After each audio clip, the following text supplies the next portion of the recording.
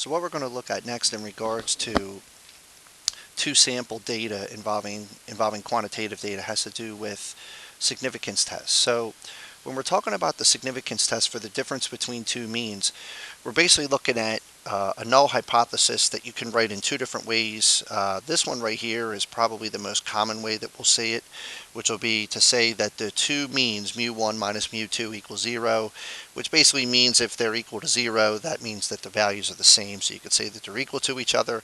And then as far as an alternative hypothesis goes, we could have a greater than test, we could have a less than test, or we could have a not equal to test, all depending upon which way the question's worded. And then obviously we're checking conditions, random, normal, independence, and we would do that for each of the two samples that we're comparing the differences between. So a test statistic here, we're talking about a two-sample t-test.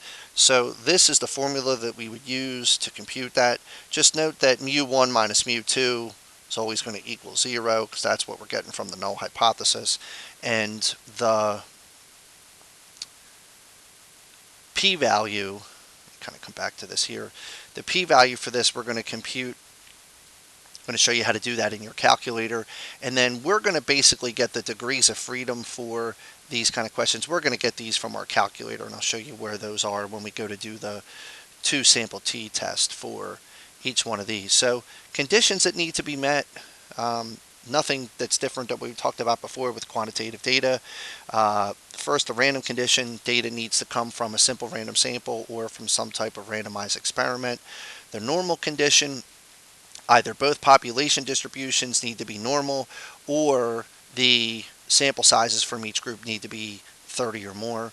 And then for independence, if we're sampling without replacement, just make sure that the 10% condition is met for each of the two samples that you take. So with the t-statistic and just some of the different views involving the one-sided test versus two-sided test, as far as those values go.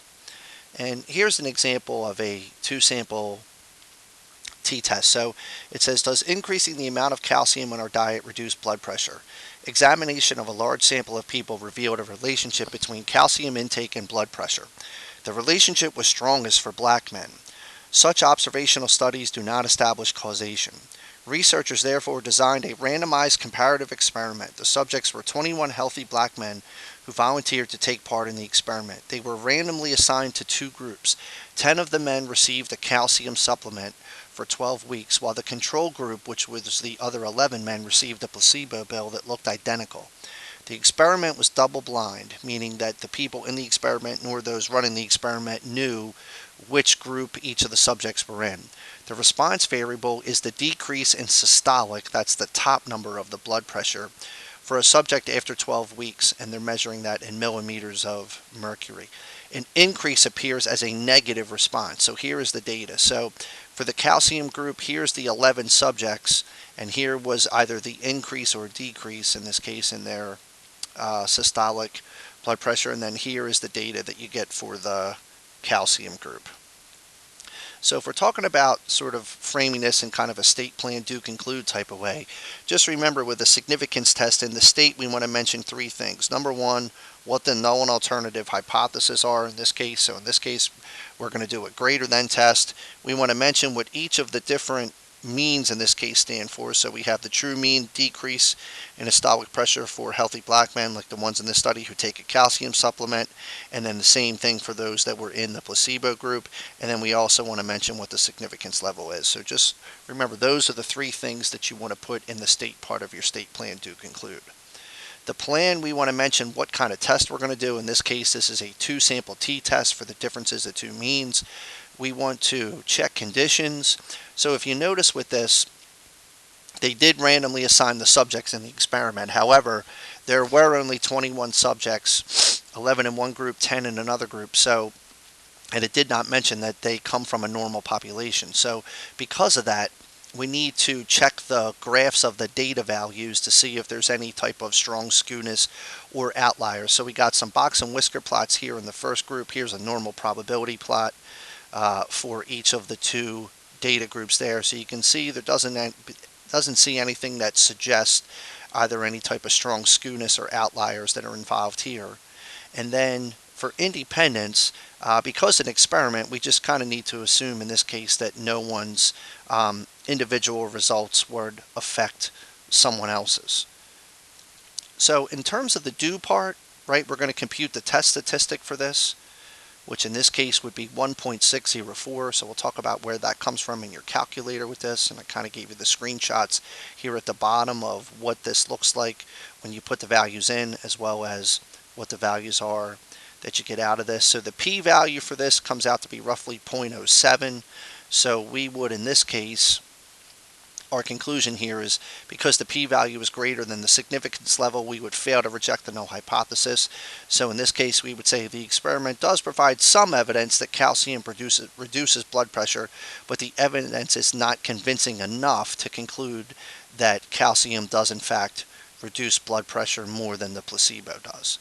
So just real quick going over how to do this in your calculator. So because it's giving you actual data values for this, what I'm going to do here is I'm going to take my calculator, I'm going to go to Stat, and I'm going to go to Edit, and I'm going to put all of the numbers in this case in the L1 and L2 column. So I have the calcium numbers in L1, I have the placebo numbers in L2, and then from here I'm going to go to Stat, I'm going to go to Tests, and what I'm looking for here is I'm doing a 2-sample t-test. So if you notice with this, we have for here a 2-sample t-test, which is 4. So if I put that in here, and now with this, I have the actual data values that they got from the experiment. So I want to highlight data, and I want to make sure that my list 1 says L1, list 2 should say L2. The frequencies for these should each be 1. I'm doing a greater than test, so I want to go over to here. We want to keep the pooled on no. That should always be on no. And then when we calculate this, it's going to give us, here's the test statistic, here's the p-value, and then here's the degrees of freedom if you needed that. And then it also gives you what the mean and standard deviation was for each of the 2 samples. So those values here, these bottom 4 values, those are values that you're going to need if you're going to compute, when you go to do your do part to compute your test statistics. So those are important values there from when you go to do that. So just kind of following up that particular problem. Now, keep in mind, this isn't something that we would typically do, but if you were going to compute a confidence interval for that same set of data, you would have here, in this case, a 90% confidence interval where you would compute the t-star score, and this is from what we did in the previous lesson, and then you would get a confidence interval that's roughly negative 0.754 to 11.3, which basically concludes, in this case, if we're talking 90%, we are 90% confident that the interval from negative 0.754 to 11.3 captures the true difference in mean blood pressure reduction on calcium versus a placebo. So when we're talking about the null and alternative hypothesis for something like this, because that value of 0 is included in the interval, that's another reason why we would fail to reject. So just remember what we talked about with confidence intervals and the relationship to significance test. Now, this was a one-sided test that we did for this data, so it's not something that we would typically do a confidence interval for, especially when we're not even rejecting the null hypothesis. But confidence intervals, we typically compute those when you have a 2-sided significance test, and in that 2-sided test you're rejecting the null hypothesis. So that is not what we did here. It's not something that we would typically do, but just kind of following up, just kind of giving you a look as far as another reason why the null hypothesis was not rejected in this case. So a different type of 2-sample t-test question here, and it says, how quickly do synthetic fibers such as polyester decay in landfills? A researcher buried polyester strips in the soil for different lengths of time, then dug up the strips and measured the force required to break them. Breaking strength is easy to measure and is a good indicator of decay. Lower strength means the fabric has decayed. For one part of the study, the researcher buried 10 strips of polyester fabric in well-drained soil in the summer. The strips were randomly assigned to 2 groups. 5 of them were buried for 2 weeks. The other 5 were buried for 16 weeks. And here is the breaking strength in pounds. So it gives you the breaking strength in pounds for the first group, which is the group that had the strips that were buried for 2 weeks, versus the second group, where the strips were buried for 16 weeks. And it says, do the data give good evidence that polyester decays more in 16 weeks than in 2 weeks? To carry out an appropriate test to answer the question. So in the state part of this, once again, we want to mention three things. First, what's the null and alternative hypothesis? What does each of the mu1 and mu2 stand for? And then we also want to mention what the significance level is that we're going to test at here. In the plan, we want to mention what kind of test we're going to do. This is a 2-sample t-test. And then we want to check random, normal, and independence. So random condition, this was a comparative randomized experiment, so we're good there. The normal condition, both the sample sizes were pretty small here, so this is something that you would want to check in your calculator. Check your box and whisker plot, check your normal probability plot to see if there's any strong skewness or outliers, just for the purposes of kind of moving this along. In this case, both of those graphs, neither one showed any type of strong skewness or outlier, so we're okay there. And then for the independence condition, keep in mind we're sampling without replacement, so we just need to make sure this is not a 10% condition kind of question. This is more just making sure that the experiment is done properly, so the results of each individual strip in this case has no impact on any of the other individual strips. So the do part, we want to compute what the test statistic is. In this case, the test statistic for this is 0.989. The p-value comes out to be 0.1893, and we'll talk about that in your calculator here in a moment. So the conclusion, since the p-value is greater than the significance level, we would fail to reject the null hypothesis, meaning we do not have enough evidence to conclude that there is a difference in the actual mean breaking strength of polyester fabric that is buried for 2 weeks versus those that are buried for 16 weeks. So if we're talking about just where to get these values, these t-statistic and the p-value on your calculator, so I went and did these. If you go to stat and you go to edit again, I put the values for these in L3 and L4. So when I go to do this now, when I go to do my significance test here, I'm doing a 2-sample t-test again. So I'm going to go to 4. In this case, I have my values in L3 and L4 instead of L1 and L2. So I want to do second 3 for L3. I want to do second 4 for L4. This was also, we did this as a greater than test, I believe, when we did our null and alternative hypothesis for this. Yes, indeed. That's a greater than test, so I'm good there. Once again, always keep your pooled on no. And then the calculate part of this, here's the test statistic, here's the p-value, and then it also gives you, once again, the degrees of freedom. And then you have the sample mean for the first group, sample mean for the second group, and then you have the sample standard deviation for each of the other groups, and then it also gives you the sample sizes for each of the data sets there. So that's just some different things with those. In regards to sample size and using the 2-sample t procedures, just remember that whenever your sample sizes are less than 30 and do not come from a normal population, just make sure that you're graphing your data to check to see if there's any type of presence of outliers or any sort of presence of strong skewness in your data, because if that ends up being the case, then you really can't assume the normal condition, which really renders the results of your significance test inconclusive. So just some things to keep in mind when we're talking about these type of 2-sample t-test. In planning a 2-sample, always try, if you can, to choose equal sample sizes. Sometimes that's not always possible, but always try to sort of randomly assign the groups to be as equal as possible. Do not use pooled data for 2-sample t procedures. Talked about that with your calculator. We're safe using 2-sample t procedures for comparing 2 means in a randomized experiment. Just a key there to note is that it's randomized. Do not use 2-sample t procedures for paired data. So if the data that you get comes from a matched pairs design, and we talked about this a couple weeks ago, that is simply just a 1-sample t-test instead of a 2-sample t-test. So when you have a matched pairs design, that's not a 2-sample, that's a 1-sample. And then beware of making inferences in the absence of randomization. The results may not be generalized to the larger population of interest. So just always make sure that for each of your 2 data groups that if it's an experiment, that the subjects were randomly assigned, or if it's a random sample, just make sure that the groups were randomly chosen. So the last question here, and it says, as a non-native English speaker, Sanda is convinced that people find more grammar and spelling mistakes in essays when they think the writer is a non-native English speaker. To test this, she randomly sorts a group of 40 volunteers into two groups of 20.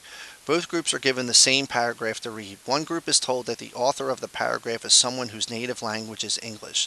The other group is told nothing about the author. The subjects are asked to count the number of spelling and grammar mistakes in the paragraph. While the two groups found about the same number of real mistakes in the passage, the number of things that were incorrectly identified as mistakes was more interesting.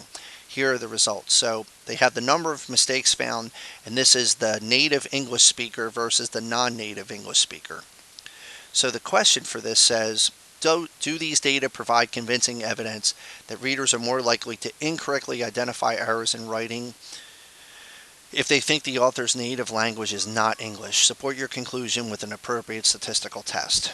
So in the state part of this, we want to mention once again null and alternative hypothesis. So the null hypothesis for this would be that the difference in the two means equals 0.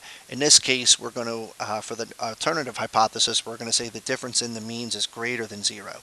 We want to mention what each of the means stand for, mu1, mu2. We also want to mention, I did not put that in here, but I should, what the significance level is. So we're going to do this, since it did mention a significance level, we're going to do this at a 0.05 significance level. In the plan, we want to mention what kind of test we're going to do. This is a two-sample t-test. The random condition, the subjects were randomly assigned to each of the two groups. The normal condition, since each of the groups, the sample size was 20, this is something where we would want to check the graphs for these. Both the graphs for the groups did not show any signs of outliers in the box and whisker plot, and the normal probability plots appeared to be roughly linear, so I'm okay to proceed with the normal condition. And then independence, since the groups were randomly assigned in this particular experiment, we can assume that the results of each of the individuals had no impact on any of the others. So the do part, I want to compute the test statistic. I want to compute the p-value. We'll talk about that again on your calculator. So because the p-value is so small, we would conclude, in this case, we would reject the null hypothesis, which means we have convincing evidence that the mean number of non-existent mistakes people find when reading something they think has been written by a non-native English speaker is greater than the mean number they find if they think the writer's native language is in fact English.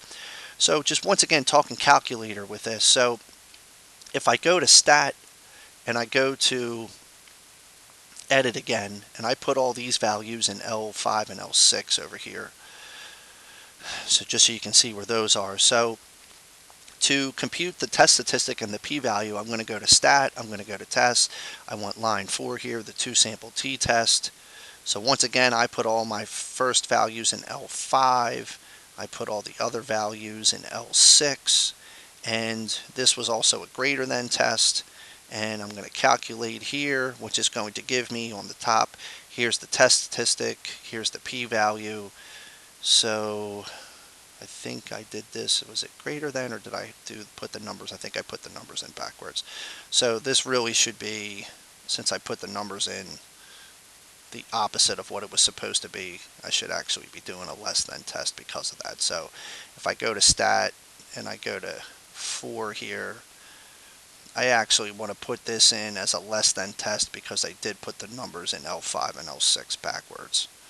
So when I do this here, I get that's a little bit better. So here's the test statistic, here's the p-value, and then obviously it gives you the sample mean and the sample standard deviation there at the end. So that basically covers all the different things that we look at with in regards to the two-sample t-test for quantitative data. So one of the things that we'll look at as we kind of move forward with significance tests, we're going to take a look at next at what's called a chi-square test, and there's a couple different types of chi-square tests. And a chi-square test is a significance test where we take a look at some different types of tables, one-way tables and two-way tables.